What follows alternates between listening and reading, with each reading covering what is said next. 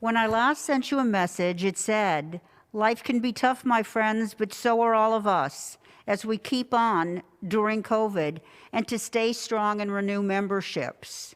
Thank you, every single one of you who has stepped up thus far and continue to, even as we speak today, renew your membership.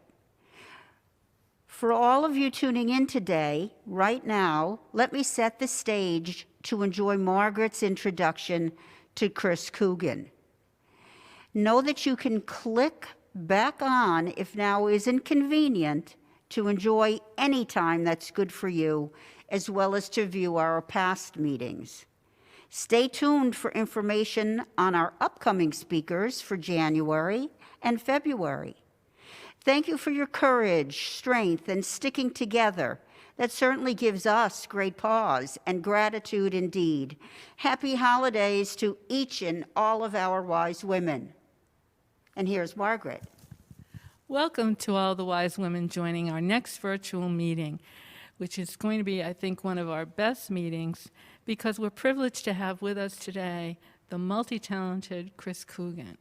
Some of you may know him as a jazz pianist, but he's also a singer, a composer, a choir director, a producer, and a teacher. And he'll be sharing some of those skills with us today as he gives us his own take on some holiday favorites, as well as some items from the Great American Songbook. So please join us in welcoming Chris. And if you have questions, use the email at the bottom of the screen to send them in.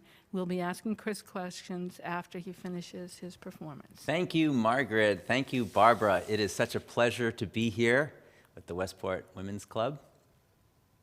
My name is Chris Coogan, as they've already said, and I'm going to play for you some jazz arrangements of holiday music and perhaps some popular standards that you know and love. And at the end of our time, we're going to have some question and answer as well, perhaps some requests. So without further ado, let me start with a well-known holiday song, and I'm going to play it traditionally, and then I'm going to play it in a jazz style, and my question is going to be, can you hear the difference that the jazz style brings?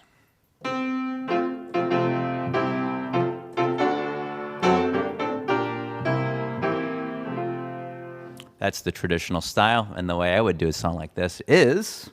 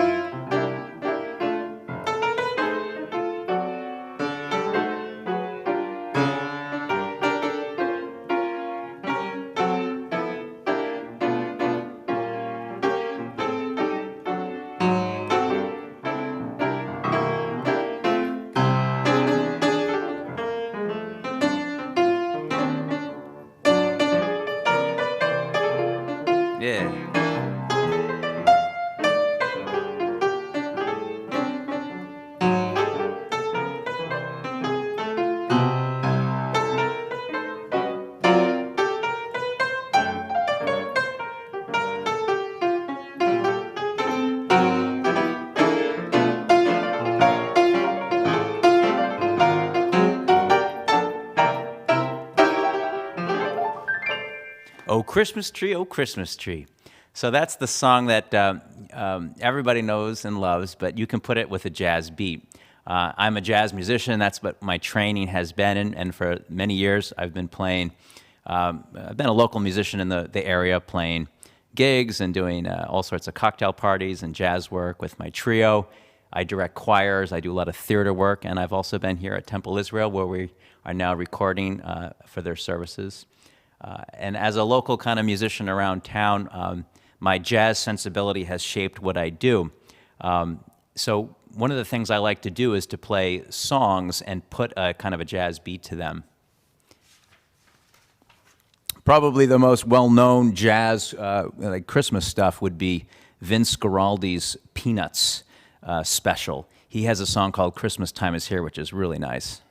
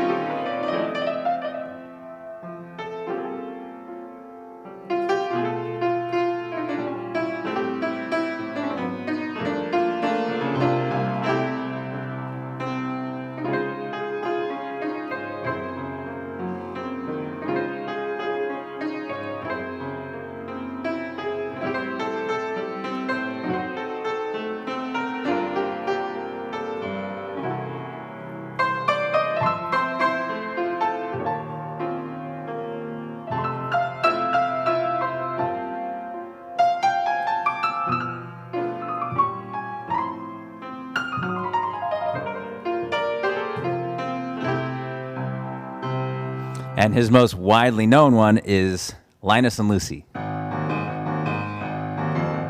I love this one.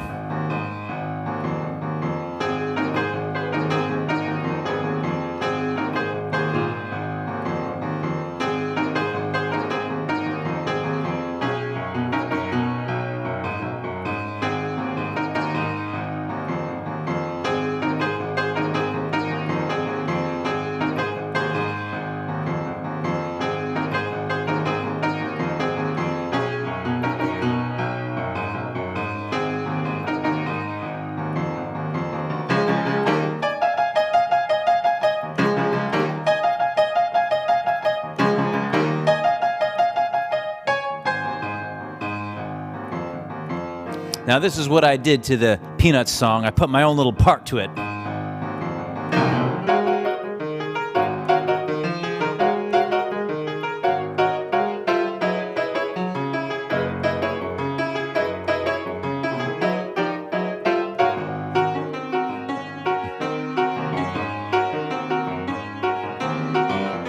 It's quoting Latin styles.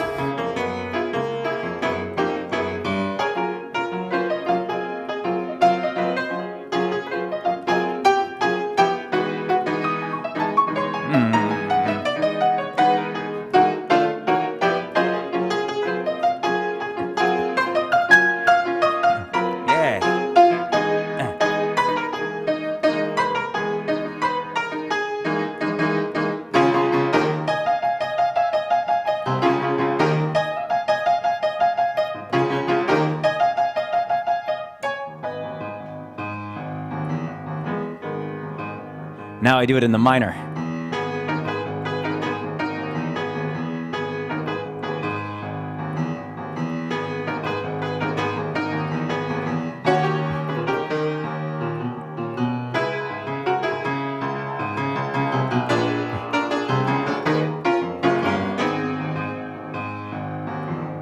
And that's kind of what a jazz musician will do. They'll take a song and no matter what style it is, add their own little thing to it. So you heard a Latin kind of bridge, and then you heard a kind of minor iteration of the melody. And I call that fun. That's what I like to do. It's a kind of subtle take on a song. There's one from Vince Guaraldi that I really love. It's called Skating.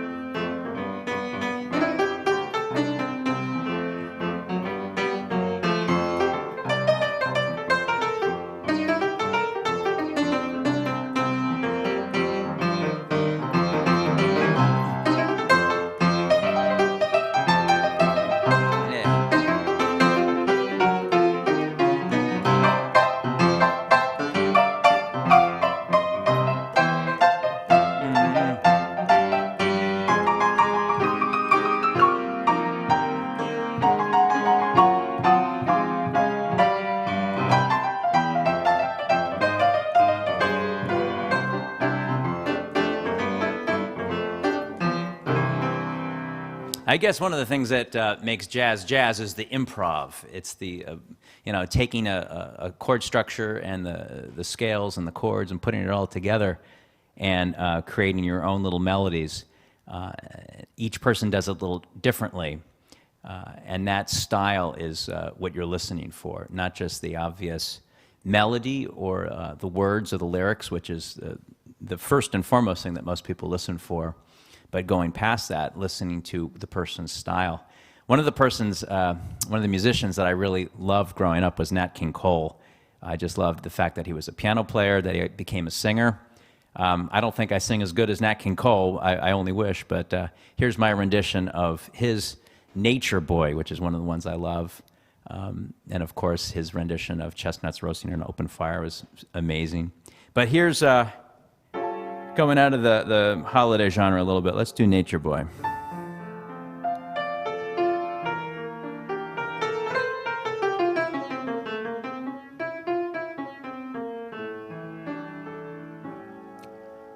There was a boy, a very strange, enchanted boy. They say he wandered very far,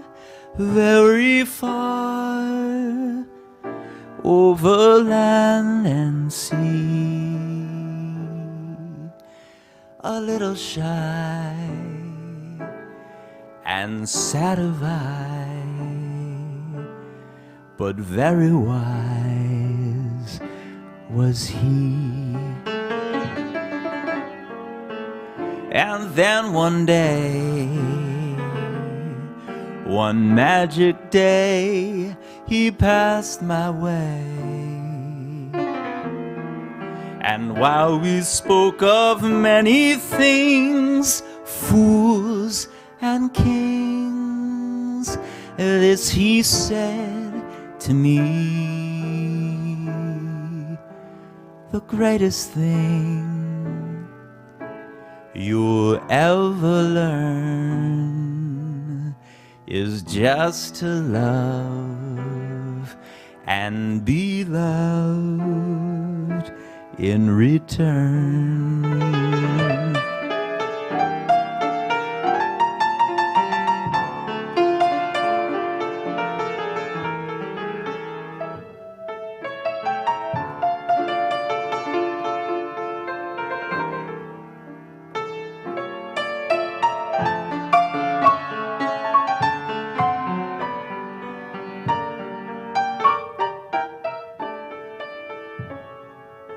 A little shy and sad of eye, but very wise was he.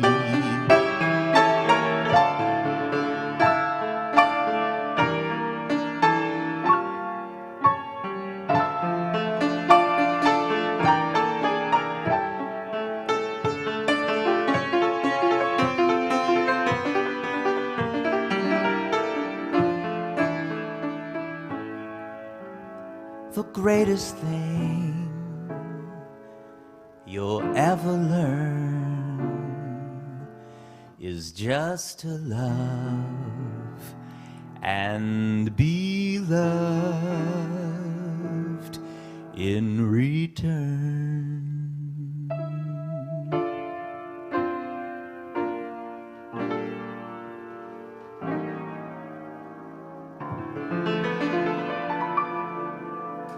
Love that song, and I hope you do as well. So Nat King Cole was a jazz musician and followed that trajectory like a lot of piano players who actually became a singer and achieved wider fame as a personality, as an impresario, as a showman. Other notable guys in our recent past would be Harry Connick Jr., who was another one of my heroes, and of course Ray Charles, who's one of my also all-time favorites, especially how he combines gospel music and blues, which is one of my specialties as well. Here's an arrangement I made of Deck the Halls with Boughs of Holly, mixed in with Angels We Have Heard on High. Now, traditionally, Deck the Halls goes like this. And Angels We Have Heard on High goes like this.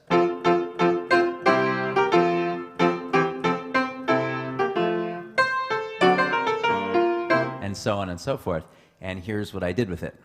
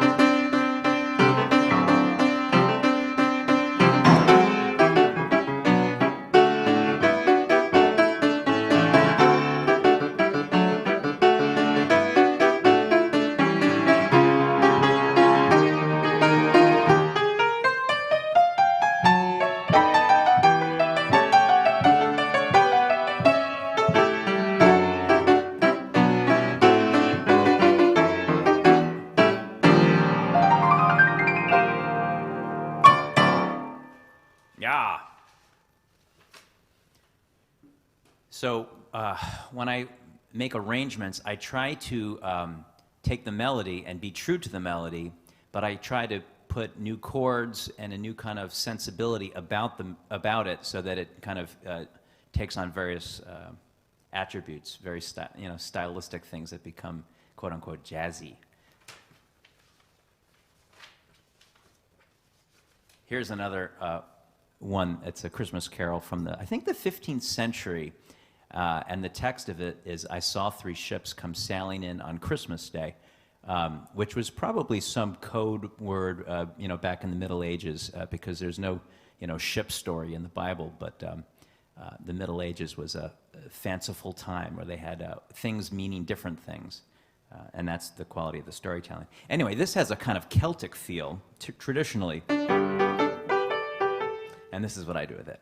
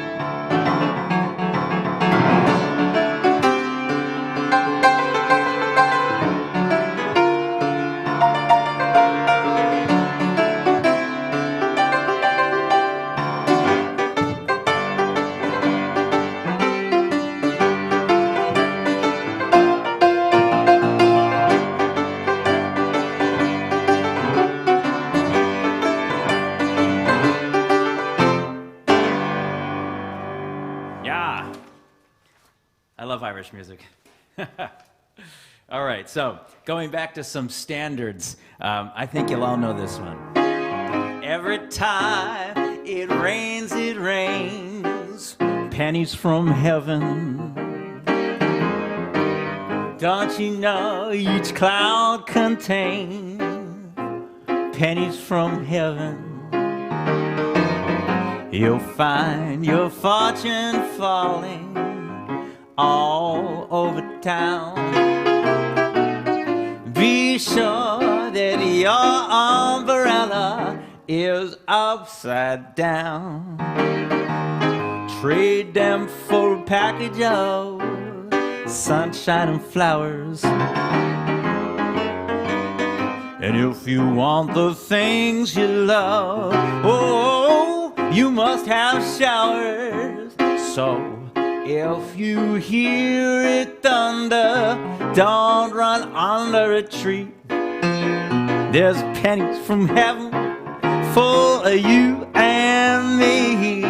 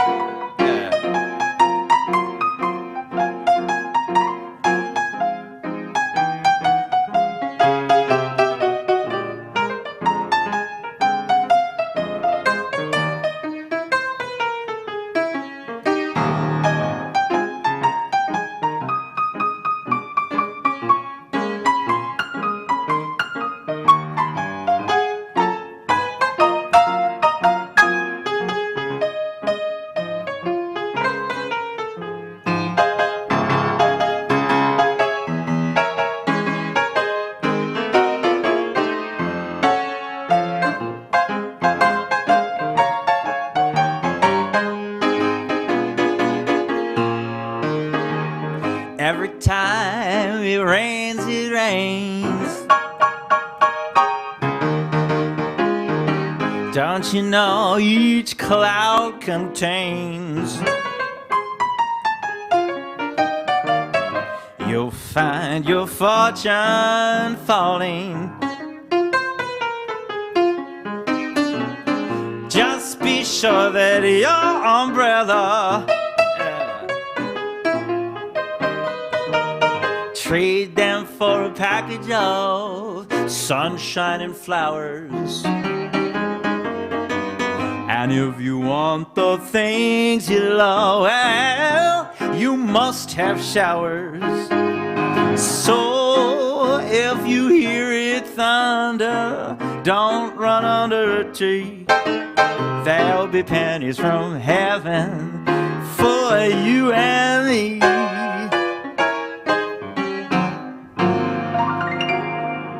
Yeah. Pennies from Heaven, well-known standard, kind of a Dixieland type of a feel. And this is the kind of stuff that I'll play a lot on my jazz gigs. I love the Dixieland feel. Dixieland comes from ragtime, which you'll recall is that back and forth stride that you do on the piano.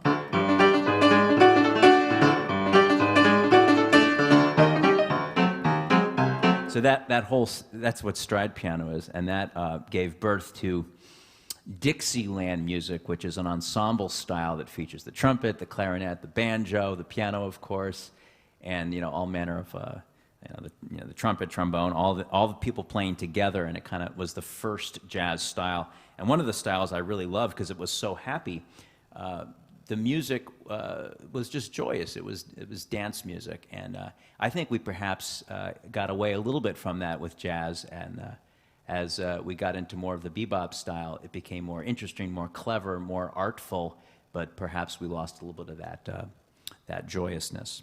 Anyway, one of my key figures from that is Louis Armstrong, who I absolutely love how he sings.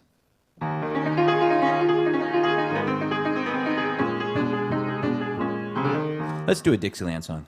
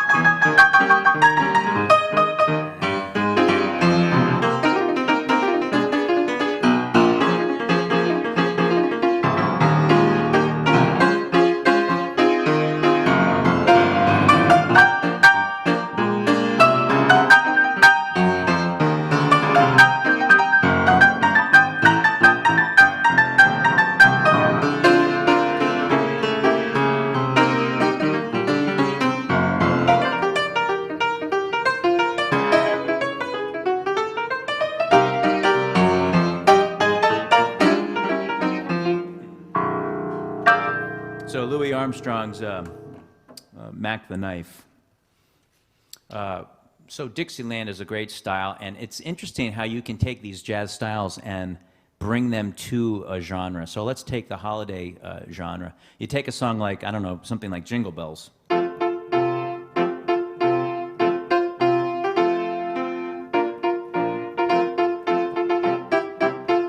That's played traditionally, but if you take that same Dixieland style and apply it to the song, then it takes life.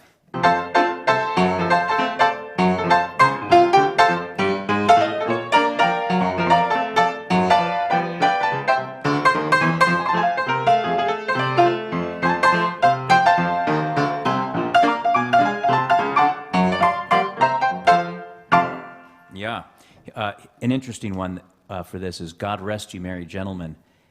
This is done in the style of Take Six, which bring their gospel kind of a cappella meets jazz harmony approach. I love it. So traditionally, God Rest You Merry Gentlemen,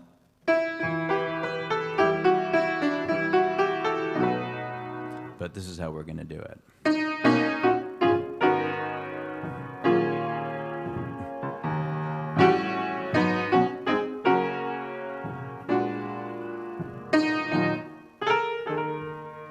God rest ye merry gentlemen, let nothing you dismay. Remember Christ our Savior was born on Christmas Day to save us all from darkness when we had gone astray. Oh, tidings of comfort and joy, comfort and joy. Oh, tidings of comfort and joy. One of the things that makes gospel gospel is you always have a little vamp at the end. And here it is. Oh, tidings, tidings, tidings of comfort and joy. Tidings, tidings of joy.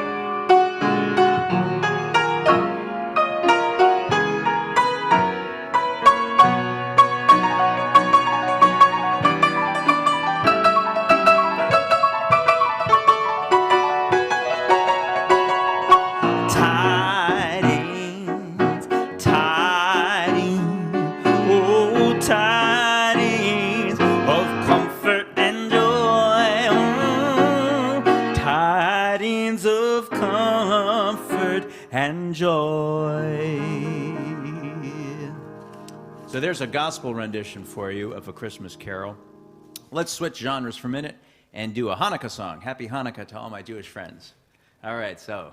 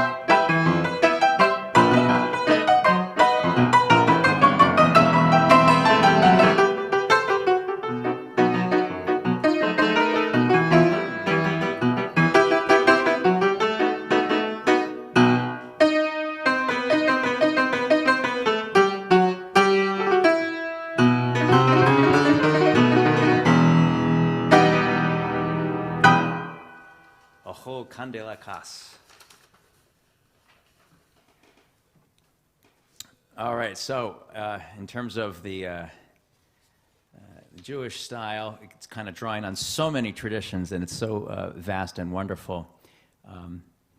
I recently wrote a song that is drawing upon also kind of Indo-European traditions that date back to the Middle East, where all the music kind of came from and through. This song is called Child of My Heart. It's an original song. I think it's beautiful. Hopefully it will touch your heart.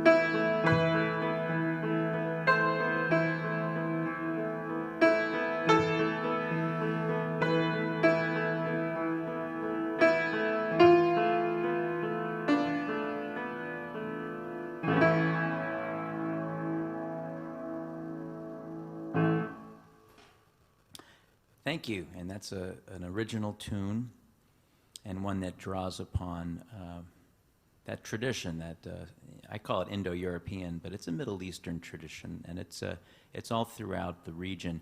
I was studying the music of Dvorak and Kodai, and I was noticing how many times a melody would start minor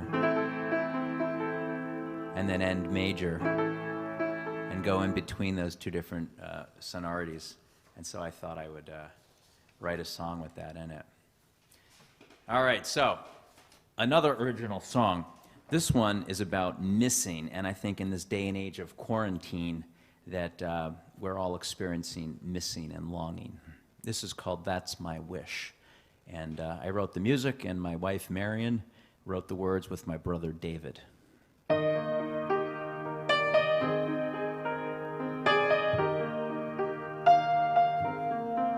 It's the time of the year when snow is in the sky, children laughing, wrapping presents, spirits soaring high, but it's you I want.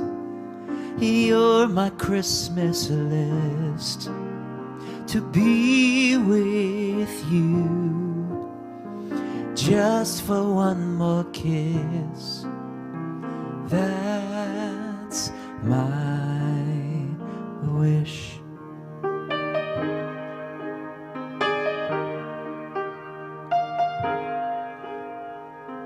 Through the crowds, busy shopping, I dream I hear your voice. Then it's gone, I'm alone, lost in all the noise. And the song we used to sing is what I need to hear to be together again. Will bring my Christmas cheer. That's my wish. I used to think that the holidays were meant for only fools.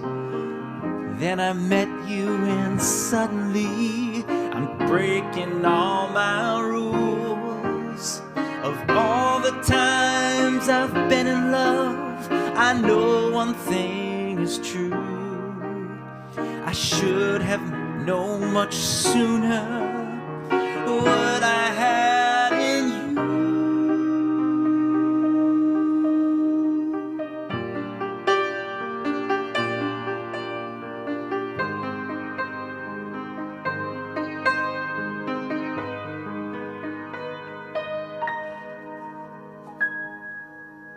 By the tree, near the fire, I'll wait for you to come.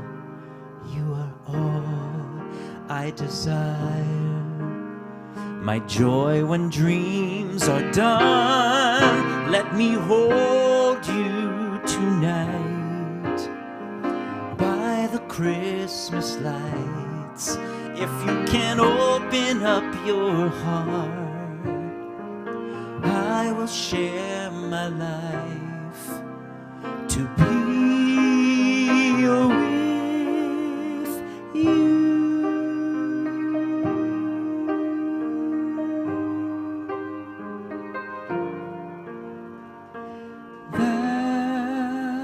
That's my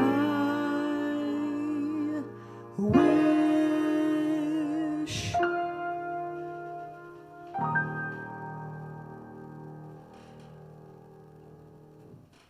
A quarantine Christmas song. And with all that missing and longing, I think we need a happy song. So this is a little bit of comic relief. Okay, so this is how a musician hears a song. We don't hear the lyrics generally. We hear the chord structure, we hear the modes, we hear the possibilities. So you might hear chestnuts roasting on an open fire, but this is what I hear. Octave moving to the mediant, major 6 stepping down to do, major seconds being sung by a choir, chromatic alterations of the scale, diatonic scale descending to a minor 3rd, major 6 to 5 of 4. It's true, this is what we hear. Major seconds with their ears open wide will hear a pretty tritone tonight. Well, moving on from that, we have time for a couple more, and then I'm going to look forward to getting some of your questions and maybe a request or two. This is a version of We Three Kings, but it's done in the style of Dave Brubeck, who's famous for his album Time Out with the song Take 5, which is in 5/4 time. 1 and 2 and 3, 4, 5. 1 and 2 and 3, 4, 5. So I thought, how interesting would it be to take a song like We Three Kings, which is in 3, and put it into 5/4. Here's what I came up with.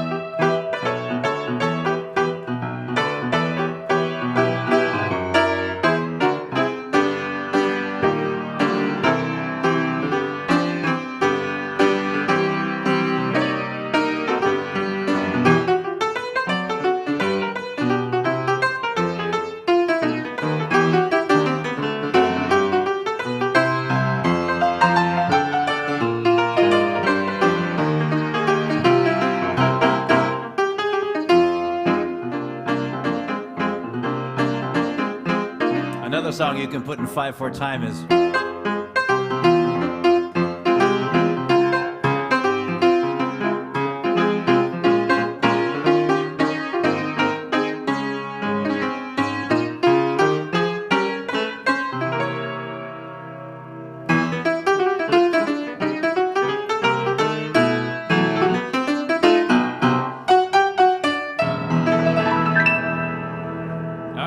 So, without further ado, I would like to take some questions now. Margaret, do we have you on the phone here? Let's see if I can get my phone active. What did I do? Let's see. No, now it's on FaceTime. We don't want that. Margaret, are you there? Uh-oh. Well, Bruce. Can you hear me, Chris? Oh, I got you now. Okay, great. Well, this is wonderful. Thank you. Here is content. I know everyone must have enjoyed it quite a bit, so thank you again. We have a number of questions, and our first few questions are interrelated. So I'm going to read them. You can choose to answer them individually or maybe combine your answers. But these first few questions have to do with your incredible range of talents. We've seen today your work as a pianist and a singer, and we know you also work with other musicians, part of a quartet or various other musicians you work with. You're a composer, a choir director, a teacher, a producer. Can you tell us what each of those roles mean to you? That's the first question. The second question asks if you have any preferences among those roles. And the third question asks just how they all fit together to create this constellation of talent that we refer to as Chris Coogan. Well, first off, I have to say you're good for my ego. I'm feeling pretty big right now. Wow. Well, you know, all of the different talents and skills are part of the bag that make you who you are. And we all have a kind of range of talents and abilities. So as a musician, I would say my first and foremost love is jazz piano, improvising over songs and, you know, making music. I would say at a deep level, I had to learn how to be a showman, how to speak on microphone like what I'm doing today, not because I was inherently wanting to be a ham or to be popular, but because I loved music, and I realized the best way to love music was to get other people loving it as well, and that required the ability to do different things, like talk, you know, like have a certain look, have a certain way about you. So we're getting into, you know, kind of the way to be that brings music to the wider audience. And I've spent a lot of time kind of thinking about that. So the different skills. Now, the biggest one that I had to learn was how to sing. I don't consider myself the world's greatest singer. I mean, I have what I do, and I enjoy it. I certainly love singing, but I realize that my main talent is piano playing. But I quickly learned that if you're not the singer, whoever the singer is the one that everyone in the audience is going to look to as the leader of the band and as the most important person in the room or on the stage. So I started off my career doing arrangements like in R&B bands and wedding groups and that kind of thing. And I realized that everyone in the audience looked to the singer as the band leader, and I was doing all the work, arranging, playing, making sure everything was right, doing all the technical stuff, even bringing the PA, and then the singer would walk away with all the money and the talent and the recognition. So I said, I'm going to change this. So I learned how to become a singer myself, and kind of like if you can't beat them, join them type of a thing. So, okay, so that's singing, and that might be also some of the other kind of aspects of being a showman. One of the things I like is choir directing.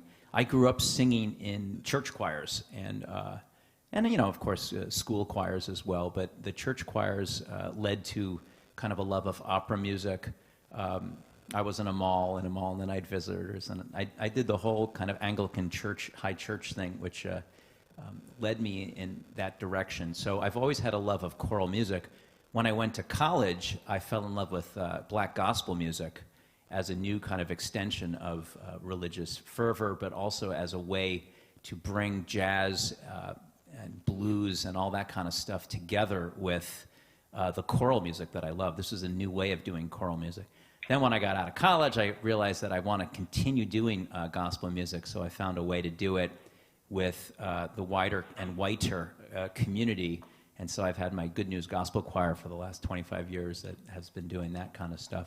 So those are all different skills that I put together. In terms of production and studio work, that was, again, something I always did when I was a kid growing up. I would have a 4-track, and back in the day, that's what we had, and synthesizers and all that. And so I grew to love the technological aspects of music and sound, as well as composing. And I think at a deep level, Hello? Oh, yeah. Hello, are you on there? Yeah, I'm on. I'm sorry, that cell phone keeps fading in and out. I don't mean to interrupt you, but I wasn't sure if you finished or. Oh, I think we finished. What's the next question? Well, next question has to do with all of the past performances you've had and the people you've worked with. Do you have any particular preferences among your past performances, and if so, what are they? Wow. Well, I love the variety of work that I get to do. I feel very lucky. I made a choice in my career to stay local. I didn't like traveling.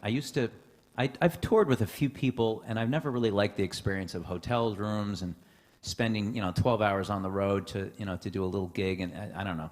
So within the bag of being a local musician, you have to do a lot of different kinds of things to make the money to make a living at being a musician. So I had to diversify, and that's where I became interested in doing choir directing at different churches and synagogues, and musical theater. I do a lot of that, probably 4 or 5 different musical theater companies that I work with in the pits. Now, in those kinds of things, I'm working with the kids, I'm working with the orchestra, I'm putting it all together, I'm working with directors as well. So you have to learn what it is to put yourself and your own ego behind, and then work with other people and make them shine. And that's one of my great joys. I really love that. So what do I like? What role do I really like best? I have to say, if you stuck me in only one role, it would be as a composer, because that really feeds my soul. Second, it would be as a jazz musician. Third, it would probably be as a music producer, director, working with other people. And part of that I would consider teaching all of these different disciplines is one of my great joys. I have so many wonderful students, and I just love passing on the tradition. Thank you for that question. What's the next question?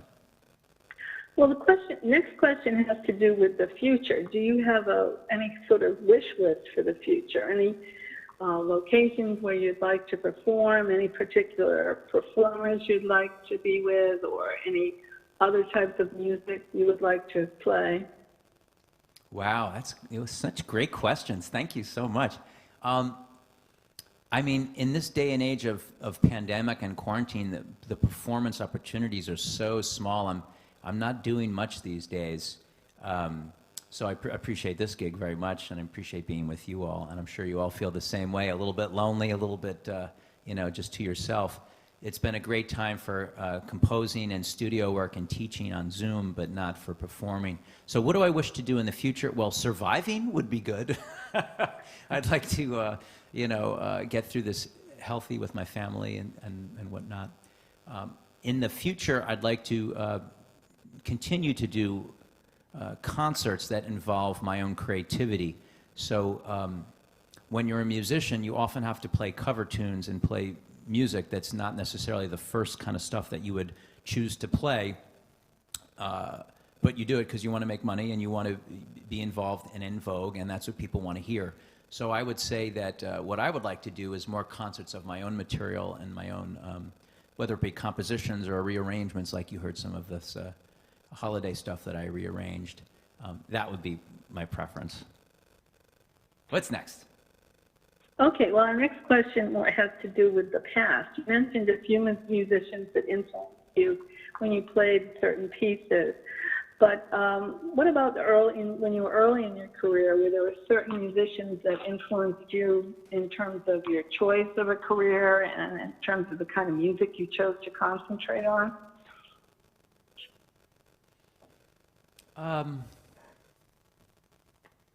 I was influenced by a lot of great musicians who were my teachers, and I think it's so important to have mentors. Mentors who teach us not only a career path, but how to be in that career. And I think I learned a lot from my different teachers about that. Like, for instance, I referenced singing in the Anglican church choir, the Episcopal church choir. I never became a classical musician. I'm not a great sight reader of music, and that's one of the skills you need to have if you're going to be a great classical musician. And I struggle with that. But one of the things I learned about being in classical kind of settings, and I work that way, not a lot, but somewhat, is that you have to, I learned how to be in those kinds of settings from my mentor. And I learned what made that music great. And even though I never went down that career path as a piano virtuoso who's playing Chopin and Liszt and all that kind of stuff, I learned what that all was about. And I learned that when I'm in circumstances that are like that, what to do and how to behave. Same thing with my jazz mentor, who is Gay Mehigan, who is a very famous pianist, wife of John Mehigan, who's a guy who brought jazz to Juilliard in, I guess, the 30s or 40s and wrote many famous books. She showed me what it's like to be a jazz musician, not just the chords, not just, a kind of a sensibility, but she kind of treated me at a young age as a colleague and as a friend. And I saw her at gigs. I saw the way she laughed and the way she would treat people. And that's something that I still model today with my young people around me that are coming up. So I learned kind of how to be a mentor, and what makes, it's not just the music. See, what we're doing is we're bringing together people with music, and there's a difference, so some people are divas, and, they're using music to kind of boost their own egos, and that might be very virtuosic and wonderful, but when you're around people like that, you get a very kind of cold feeling because it's all about them, But what I learned from a lot of my mentors was that you use the music to build and buoy up a community. And I think that's something that we need more of right now, especially right now. Next question. Okay, well, we have time for only one other question, so I'll follow up on something you alluded to before, and that has to do with all the restrictions we face from COVID. I know it's been difficult on everyone, and I think it's probably been especially difficult for people in your career. So let's, fast forward, I don't know, maybe, let's say September 1st or something, if all the COVID restrictions are lifted.